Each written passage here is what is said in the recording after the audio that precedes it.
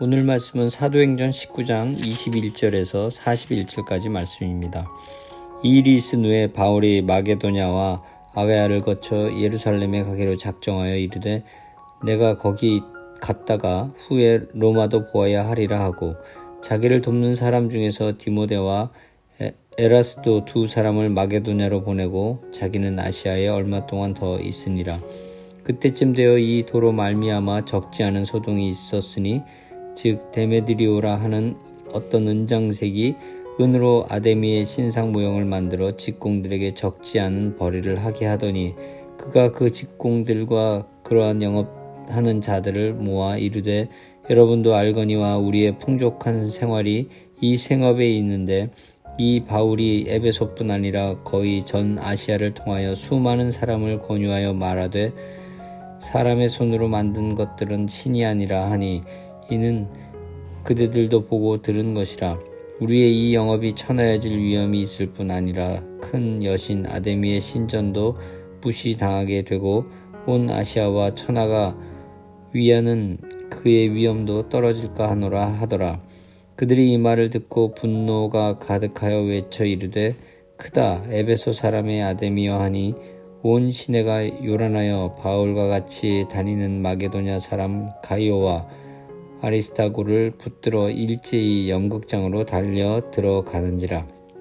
바울이 백성 가운데로 들어가고자 하나 지자들이 말리고 또 아시아 관리 중에서 바울의 친구된 어떤 이들이 그에게 통지하여 연극장에 들어가지 말라 권하더라. 사람들이 외쳐 어떤 이는 이런 말을 어떤 이는 저런 말을 하니 모인 무리가 분란하여 태반이나 어찌하여 모였는지 알지 못하더라. 유대인들이 무리 가운데서 알렉산더를 권하여 앞으로 밀어내니 알렉산더가 손짓하여 백성에게 변명하려 하나 그들은 그가 유대인인 줄 알고 다 한 소리로 외쳐 이르되 크다 에베소 사람의 아데미여 하기를 2시간이나 하더니 서기장이 무리를 진정시키고 이르되 에베소 사람들아 에베소 시가 큰 아데미와 제우스에게서 내려온 우상의 신전 지기가 된 줄을 누가 알지 못하겠느냐. 이 일이 그렇지 않다 할 수 없으니 너희가 가만히 있어서 무엇이든지 경솔이 아니하여야 하리라. 신전의 물건을 도둑질하지도 아니하였고 우리 여신을 비방하지도 아니한 이 사람들을 너희가 붙잡아 왔으니 만일 데메드리오와 그와 함께 있는 직공들이 누구에게 고발할 것이 있으면 재판날도 있고 총독들도 있으니 피차 고소할 것이요 만일 그 외에 무엇을 원하면 정식으로 민회에서 결정할지라. 오늘 아무 까닭도 없는 이 일에 우리가 소요 사건으로 책망받을 위험이 있고 우리는 이 불법 집회에 관하여 보고할 자료가 없다 하고 이에 그 모임을 흩어지게 하니라. 아멘.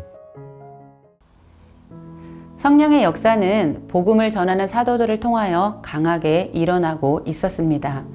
에베소에서 바울의 강론을 통하여 주의 말씀을 들은 많은 사람들이 성령의 역사를 경험하며 주님 앞에 자복하고 회개하는 일들이 일어나고 있었습니다.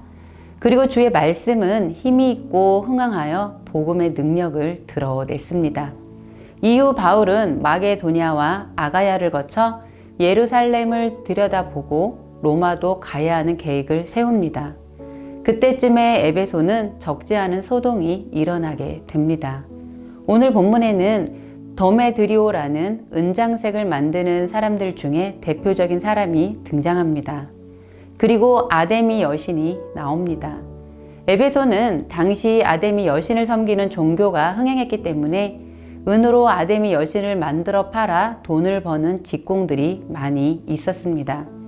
그런 곳에 바울이 에베소에 들어가 복음을 전하니 에베소의 많은 사람들이 나사렛 예수의 이름으로 돌아서고 아데미 신을 섬기지 않고 개종을 하게 됩니다. 그렇다 보니 아데미 여신의 조각들은 팔리지 않았었고 아데미 여신을 조각해서 팔던 직공들은 장사가 되지 않아 생계의 위협을 느끼게 되니 집단으로 모여 2시간이나 시위를 하며 아데미 아데미라고 외치는 사건이 발생합니다. 분노가 가득한 외침입니다. 그러나 바울은 이런 상황 속에서도 뛰어 들어가려고 하니 바울을 생각해주는 동네의 몇몇 지도자들이 말림으로 분란을 막게 됩니다. 복음이 전해지는 곳에는 언제나 하나님의 주권에 반역하는 사람들이 있으므로 사회적 파장이 일어납니다. 복음을 전한 곳에 성령의 역사가 일어날 때는 우상을 섬기거나 세속적인 것들, 정치, 경제, 문화에는 적지 않은 영향을 주게 되어 있습니다. 오늘 본문과 같은 예가 실제 한국 교회사를 보면 평양에서도 일어났던 사건입니다. 20세기 초 평양에 복음이 전해지고 교회는 부흥을 합니다. 교회의 부흥을 통해 많은 사람들이 회심을 하고 주님 앞에 나오니 평양의 술집과 기생들에게는 생계의 위협을 느끼게 되었습니다.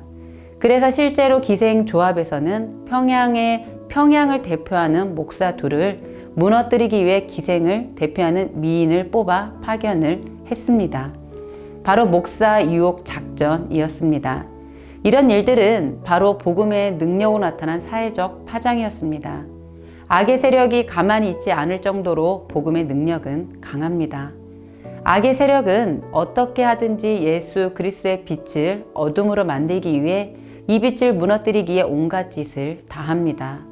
그 중에 하나가 집단 행동이지요. 직공들이 그러했고 기생조합이 그러했듯이 말입니다. 교회가 살아있고 복음의 능력 있게 제대로 전파가 되어지면 이런 변화는 일어나게 되어 있습니다. 그런데 이런 변화는 교회만이 아닌 개인으로부터 시작되어져야 하는 것입니다. 우리는 하나님과의 1대1의 관계를 통하여 살아가도록 지음받은 가장 존귀한 창조물입니다. 그렇기 때문에 먼저 우리 삶 안에서 나 자신 스스로부터 변화를 통한 복음의 능력을 드러내야겠습니다. 그래서 우리 안에서 걸리는 것들이 있으면 말씀에 비추어 그것을 걸러내야 합니다. 내 자신을 하나님의 말씀에 비추어 변화를 시킨다면 하나님은 그 어떤 선교보다 더 기뻐하시는 사역이 될 것입니다. 우리 안에 걸러내야 할 것을 고치려고 하나님 앞에 노력하고 바뀐다면 이것을 통해 믿는 자들에게 예수 그리스도의 모습이 보여지고 그 모습으로 세상의 사람들이 변화되어지는 것, 이것이 바로 복음의 능력입니다. 그리고 교회의 성장은 놀라게 일어나게 될 것입니다.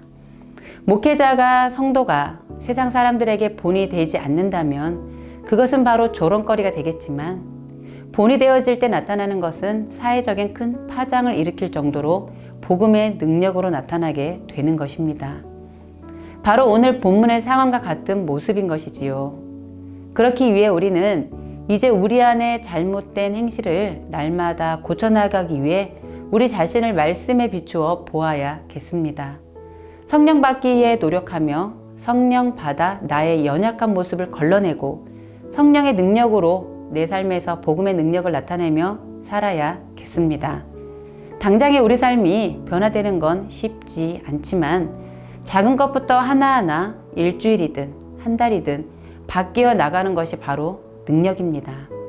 오늘은 우리 안에 걸러내야 될 것이 무엇인지 말씀 안에서 점검하시면서 성령의 능력, 복음의 능력으로 세상의 복음의 파장을 일으키는 청년의 성도님들 되시기를 기도합니다.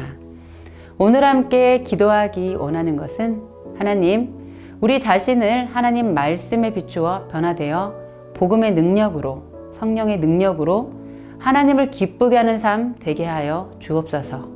하나님, 성도들의 변화를 통하여 복음의 능력이 나타나 교회가 성장하여 예수 그리스도의 빛을 드러내게 하여 주옵소서. 오늘도 이렇게 우리 성도님들의 삶 속에서 내 안에 걸러내야 될 것이 무엇인지 점검하시는 하루 되시며 하나님과의 그 깊은 관계 안에 들어가시기를 기도합니다.